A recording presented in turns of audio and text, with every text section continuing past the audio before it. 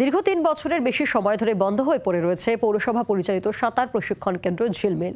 জানিয়ে একরাশ ক্ষোভ তৈরি হয়েছে শান্তিপুর শহরের অভিভাবকদের মধ্যে। তাদের দাবি স্থানীয় পৌরসভার এই দিকে নজর দেওয়া হোক। শান্তিপুর পৌরসভার পৌর ক্লিনিকের একপাশে কয়েক লক্ষ টাকা খরচ করে তৈরি করা হয়েছিল এই সাঁতার প্রশিক্ষণ কেন্দ্র।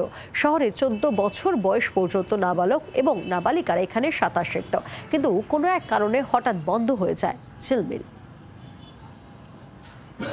শান্তিপুরের সুইমিং পুলটা আজকে কোভিড সিচুয়েশন যখন তৈরি হয়েছিল তখন থেকে বন্ধ। তারপরে আজকে দীর্ঘ 4 বছর অতিক্রান্ত। অনেকবারই আমরা যারা অভিভাবক আছি আমরা বিভিন্ন রকমভাবে যোগাযোগ করেছি বা চেষ্টা করেছি যাতে সুইমিং পুলটা খোলে, কিন্তু সেরকম কোনো উদ্যোগ আমরা দেখিনি। ভর্তি করিয়েও ছিলাম, সেই টাকাটাও জমা আছে। আমাকে বলা হয়েছিল যে টাকাটা আপনি ফিরিয়ে নিয়ে যান, কিন্তু দেখুন আমার এখনও দৃঢ় বিশ্বাস যে এই প্রশিক্ষণ কেন্দ্র আবারও খুলবে এবং এখানে ছেলেমেয়েরা আবারও শিখবে। সেই কারণে আমার ছেলেও সেখানে যাবে। আমি সেই আশা নিয়েই এই টাকাটাকে আর রিফান্ড করাইনি।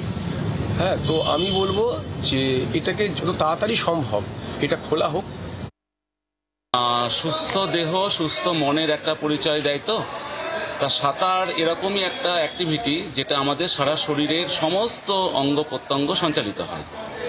আর আজকালকার এই যে বর্তমান যে পরিস্থিতি, ছাত্ররা প্রতিরাই খেলাধুলা বিমুখ, তারা মুখ বুজে পড়ে আছে করোনা পরবর্তী সময়ে মোবাইলের মধ্যে। এই জায়গা থেকে একটা ছাত্রের পক্ষে সাঁতার খুব উপকারী, কারণ একটা সাঁতার একটা পরিণত মানুষের, যদি মানুষ সেটাকে 20 থেকে 30 মিনিট যদি সাঁতার কাটে তাহলে যে আমাদের হৃদরোগ এটা প্রায় 30 থেকে 40% কমে যায়। এটা একদম প্রমাণিত। সাঁতার প্রতিটা মানুষের জানা দরকার, বিশেষ করে আমাদের বিদ্যালয় পর্যায়ে। সাঁতারটাকে তো পশ্চিমবঙ্গ সরকার সাঁতারটাকে তো একটা আমাদের অ্যাক্টিভিটির মধ্যেই রেখেছে। সেই জায়গায় আমার মনে হয় যে সুইমিং পুল বা এই ধরনের সুযোগ সুবিধা থাকে সেটাকে পুনরায় চালু করা হোক, তাহলে আপামর জনগণের সাথে ছাত্ররাও সুযোগটা পাবে। আর ছাত্ররাই তো আগামী ভবিষ্যৎ, তো তাদের দিকে তাকিয়ে আমার মনে হয় সমস্যাগুলো মেটানো যায়।